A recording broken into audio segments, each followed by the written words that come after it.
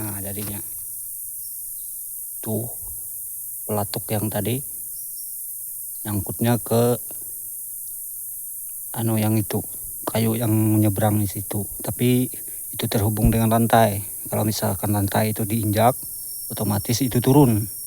Nah kalau itu turun, yang ini lepas talinya, ini joran ini yang menarik tuh.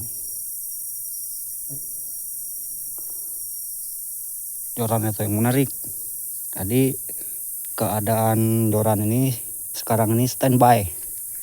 Kalau ada yang nyentuh itu lepas, tarik, begitu maksudnya. Dan fungsi daripada kayu ini juga tidak kalah penting nih kawan. Lihat, ini kayu yang ini. Ini maksudnya supaya tali itu naik. Kalau dia lepas, dia naik. Kan biasanya kalau binatang itu kan bisa nginjak tanggung-tanggung, dia nyangkutnya di ujung kaki. Dia kan punya sepatu di ujung sepatunya, jadi yang seperti itu jarang bisa lengket, betul-betul lengket. Jadi tujuan daripada kayu ini supaya dia naik. Kalau dia naik nih kan otomatis tali ini bisa nyangkutnya di ujung betis, di tengah-tengah betis maksudnya. Kalau sudah di tengah-tengah betis itu jarang bisa lepas. Misalkan dia turun sampai ke atas sepatu, langsung nahan di situ, tidak bisa lagi turun kecuali talinya, ikatannya ini tadi ada masalah, baru dia bisa lepas. Kalau tidak ada masalah makin kuat pertahanannya. Makanya tali ini, kayu ini memang ada fungsinya juga. Nah untuk yang ini tadi, ini tutup sama daun-daun kering, supaya tidak nampak. Ini biasanya kalau memang di daerah-daerah kawan itu tidak ada yang pernah atau bahkan jarang-jarang orang bikin yang begini, itu paling cepat kenanya. Nah terkecuali memang binatangnya itu sering lihat perangkap seperti ini, ya memang jarang juga, lambat juga dia mau. Apalagi kalau misalkan kita pasang hari ini kan aktivitas kita di sini. Nah nanti malam ada hujan, itu lebih bagus, sebab aroma tubuh kita yang beraktivitas di sini itu hilang. Jadi dia tidak tahu kalau di sini ada perangkap atau segala macam. Apalagi kalau talinya gini, harus tali yang hijau, misalkan hitam, itu lebih bagus.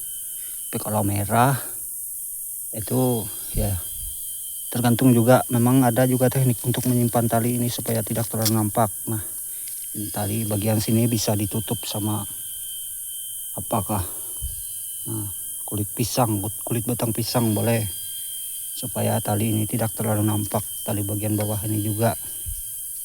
Ini kalau untuk jenis jerat binatang kecil, termasuk seperti kijang, paling besar kijang ataupun babi. Tapi kalau untuk rusa, bahkan babi besar ataupun beruang, itu lain lagi. Talinya memang agak besar dan dia punya tali anak di bagian sini, dan ikatan pelatuknya ini tidak seperti ini ikatannya. Dia punya tali lain yang nyangkut di sini, tidak terhubung langsung dengan ini. Dia punya tali lain. Dan di sini ada tali kecil lagi, itu menyeberang ke sana, disebut penyisit. Itu supaya dia menahan. Kalau itu belum putus, dia nahan ke arah sana, yang ini narik ke sini. Jadi berlawanan tarikannya, cuma di tengahnya ini ada bundaran, itu yang mengikat. Itu kalau untuk jerat besar. Tapi ini kita coba lah, kalau kawan-kawan mau lihat bagaimana kalau misalkan dia lepas, kalau misalkan binatang menginjak. Nah kita tes dulu kawan ya. Nah lihat nih, nah kan, jadi itu ikatannya ke atas. Kalau tanpa kayu yang itu tadi, yang kecil itu tadi, yang berdiri ini tadi, nah tanpa itu talinya ini mungkin dia ada di daerah sini lah dia nyangkut. Itu kan kalau binatang bisa lepas, tapi kalau sudah di tengah-tengah seperti ini, tengah betis misalkan seperti ini, sulit lagi dia mau lepas, kecuali tali ini bermasalah atau joran sana kurang mampu, baru dia bisa lepas. Nah, itulah sekilas tentang jerat kawan, darat kalau menurut bahasa lokal kami ya Pekumpai. Ini memang dipakai untuk menjaga kebun atau bahkan memang diperlukan daging-daging binatang kan. Jadi cara kami mendapatkan binatang itu seperti ini. Dan yang biasa didapatkan dalam keadaan seperti ini asal dicek rutin tiap hari, binatangnya itu tidak rusak, bahkan masih hidup kalau kita sampai, asalkan dicek terus. Itu kalau tidak dicek ya mungkin juga ya bagaimana lah kalau memang jerat tidak dicek, bisa ada yang busuk kan. Kalau biasanya kalau untuk hitungannya kita pasang jerat untuk kepentingan untuk cari nafkah lah seperti itu, memang dicek tiap hari. Nah kecuali kalau memang disengajakan atau seperti halnya kami tidak bisa makan babi kan, jadi misalkan kami masang jerat ini tidak terlalu kami urus, sebab biar aja namanya juga babi kan. Tapi kalau kami cari kijang ya memang gitu, harus dicek tiap hari. Pasang lagi kawan.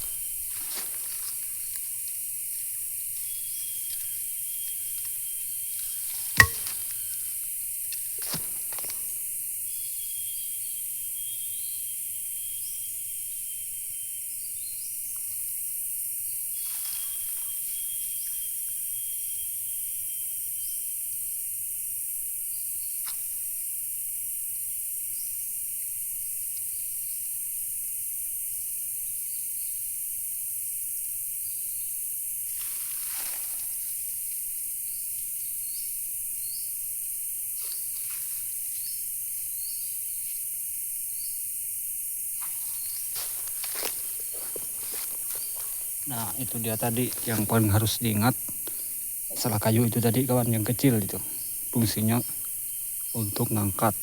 Dan ada lobakan yang tadi di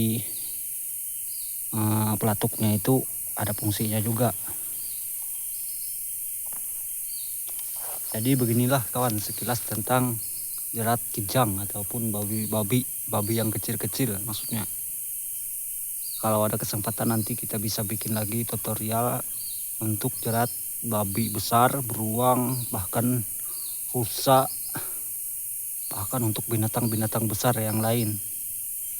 Dan ada juga yang untuk binatang kecil seperti halnya misal burung yang suka di tanah, atau ayam hutan, kancil. Bisa nanti kita bikin lagi tutorialnya bagaimana supaya kita sama-sama tahu dan melestarikan ini budaya kita semua,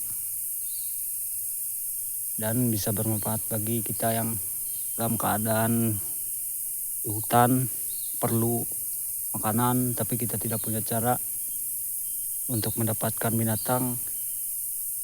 Asalkan ada talinya bisa dipakai cara seperti ini. Saya rasa cukup sekian dulu kawan untuk informasi ini, untuk tutorial kegiatan bikin jerat ataupun perangkap tali seperti ini.